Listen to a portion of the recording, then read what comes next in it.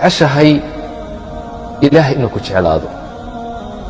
ma jeceshahay ilaahay inuu raali uu kaa noqdo?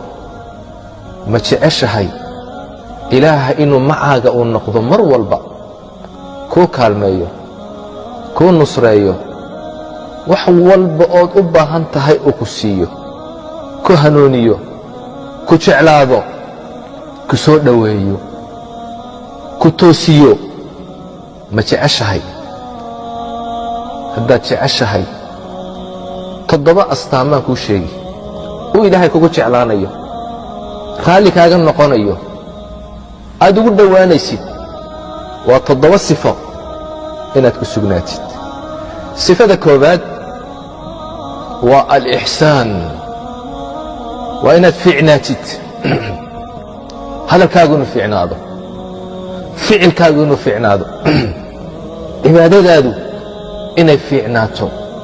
an tacbud allaha kaannaka taraah, inaad ilaahay u caabuddo sidii qof arkayo oo kale, inay akhlaaqdaadu fiicnaato. sidaasuu ilaahay kuu jeclaanayaa. ilaahay waxau idhi waaxsinuu ina allaha yuxibu almuxsiniin. wanaagsanaada buu ilaahay yidhi, darajada alixsaan gaadha. ilaahay yuxibu wuxuu jecel yahay almuxsiniin, kuwa wanaagsan ayuu ilaahay jecel yahay. ilaahay waxa uu yidhi liladiina axsanuu alxusnaa waziyaada, kuwii wanaagsanaaday waxaa u sugnaaday alxusnaa, janna u sugnaatay, iyo waziyaada, iyo ziyaada u sugnaatay, janno iyo ziyaado. ziyaadadaasi waa annadaru ilaa wajhi illaah, waa wejiga ilaahay inay arkaan. ilaahaad caabudi jirta inaad aragtid, maxaa ka weyn, maxaa ka fiican? allahu akbar. sayidkeennii nebi ciise calayhi الsalaam waxa uu yidhi laysa alixsaanu an tuxsina ilaa man axsana ilayk. ixsaanku ma aha wanaaggu inaad wanaajisid qofkii ku wanaajiyey. tilka mukaafa'a, taa waxaa la yidhaahdaa wanaag oo qofkii u abaalgudday ayaa la yidhaahdaa. ixsaanku muxuu yahay? waxa uu yidhi an tuxsina ilaa man asaa'a ilayk, qofkii ku xumeeyey ood wanaajisid weeyaan. waa darajo sare. maxay ku gaadheen? inuu ilaahay raali u ka noqdo, inuu ilaahay jeclaado, inay jannada galaan, inay ilaahay arkaan. maxay ku jeclaadeen kuwaas? ilaahay waxau idhi innahum kaanuu qabla dalika muxsiniin. waxay ahaayeen adduunka markay joogeen qaar wanaagsan bay ahaayeen, akhlaaqdooda iyo qowlkoogu uu wanaagsan yahay. idan sifada ugu horeeya, astaanta ugu horaysa waa inaad noqotid qof fiican. calaamadda labaad, astaanta labaad uu ilaahay kugu jeclaanayo, raalli kaaga noqonayo, waxa weeye attawba, inaad ilaahay u toobad keentid, mar walba ilaahay aad u noqotid. ilaahay waxa uu yidhi ina allaha yuxibu الtawaabiin. ilaahay wuxuu jecel yahay kuwa mar walba toobad keena ee ilaahay u noqda. ilaahay wuxuu doonayaa inuu toobada kaa aqbalo, dembiga inuu kaa maydho.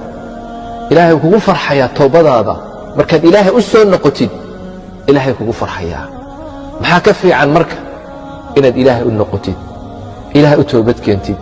ilaahay ku jeclaanayaa. toobaduna waa astaanta labaad oo ilaahay kugu jeclaanayo. ta saddexaad, ilaahay waxa uu jecel yahay uu kugu jeclaanayaa, uu raalli kaaga noqonayaa, waa atatahur, inaad isdaahir yeeshid, qalbigaaga inaad nadiif ka dhigtid, jidhkaaga inaad nadiif ka dhigtid, dunuubta inaad iska maydhid, iyo tahaaradii xisiga ahayd, jasadiga ahayd. wahiyaabaka fatahhir. ilaahay waxa uu leeyahay wahiyaabaka fatahhir.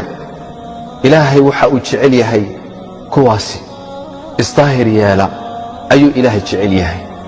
ina allaha yuxibu الtawaabiin wayuxibu اlmutatahhiriin. kuwa isnadiifta ku dadaala iimaankooga iyo qalbigooga iyo caqligooga iyo jidhkooga intaba nadiifiya, nadaafadda ku dadaala taana ilaahay uu jecel yahay ilaahay baad ugu dhowaan raalli buu kaaga noqonayaa sifada afaraad oo alla kugu jeclaanayo kugu soo dhowaynayo darajo sare uu kugu siinayo ta afaraad oo alla ka cabsi ilaahay ood ka cabsatid ilaahay waxa uu leeyahay faina allaha yuxibu almuttaqiin ilaahay wuxuu jecel yahay kuwa ka cabsada isaga cadaabkiisa ka cabsada cuquubadiisa ka cabsada naartiisa ka cabsada iska ilaaliya macaasida daacada ilaahay u orda kuwaasuu ilaahay jecel yahay shirkiga iyo xumaanta iyo dunuubta ka fogaada astaanta shanaad oo ilaahay kugu jeclaanayo sifadaasi waa asabr inaad sabir yeelatid ilaahay waxau leeyahay wallaahu yuxibu الصaabiriin ilaahay wuxuu jecel yahay kuwa sabra daacaadkiisa khayrka ku sabra maxaarimta ilaahay uu kaa xarimay ka sabra ka joogsada qadarka iyo masaa'ibka dhacaya ee qoran ku sabra kuwaasuu ilaahay jecel yahay ilaahay maxaa ka fiican jannada markuu ilaahay uu ku geeye ee jannada aad geshid ay malaa'igtu kugu soo gasho ay tidhaahdo salaamun calaykum bima sabartum fanicma cuqba daar malaa'igtii baa soo gelaysa min kulli baab albaabada jannada waxay ku leeyihiin salaamun calaykum nabadgeliyo korkiina ahaato jannada maxaad ku gasheen waa bima sabartum sabirkiinni awgeed daacadii ilaahay baad ku sabirteen maxaarimtii baad ka sabirteen qadarkii ilaahay ayaad ku sabirteen ta lixaad waa altawakul cala allah ilaahay ood tala saaratid asbaabta ood la timaadid aad ilaahay arrintaada u dhiibatid ilaahay wuu kugu jeclaan ina allaha yuxibu almutawakiliin ilaahay wuxuu jecel yahay kuwa tala saarta arrintooda hagaajiya dabadeed dadaala dabeedna ilaahay tala saarta maaha asbaabta inaad ka tagtid oo tidhaahdid ilaahay ayaan tala saaranaya sababta la imo ilaahayna tala saaro acqilhaa watawakal tawakulkuna waa wuxuu ilaahay kugu jeclaanayo ilaahay muuna kugu filnayn ilaahay waxau hi alaysa allaahu bikaafin cabda ilaahay addoonkiisa muuna ku filnayn qofka ilaahay tala saarta ilaahay kugu filan yahay ta toddobaad waa cadaalad waa inaad la timaadid cadaaladda ilaahay uu jecel yahay awlaaddaada dhexdooda dadka dhexdooda naftaada xataa qof kale iyo adiga haddii aad isqabataan cadaalad yeela mar walba inaad cadaaladda aad ku dadaashid ilaahay waxau le ina allaha yuxibu almuqsitiin ilaahay wuxuu jecel yahay kuwa cadaaladda la yimaada cadaaladdan ku dadaalno toddobadaa sifo ilahay kugu jeclaanayaa raalli buu kaaga noqonayaa waa u dhowaanaysaa jannooyinka ilaahay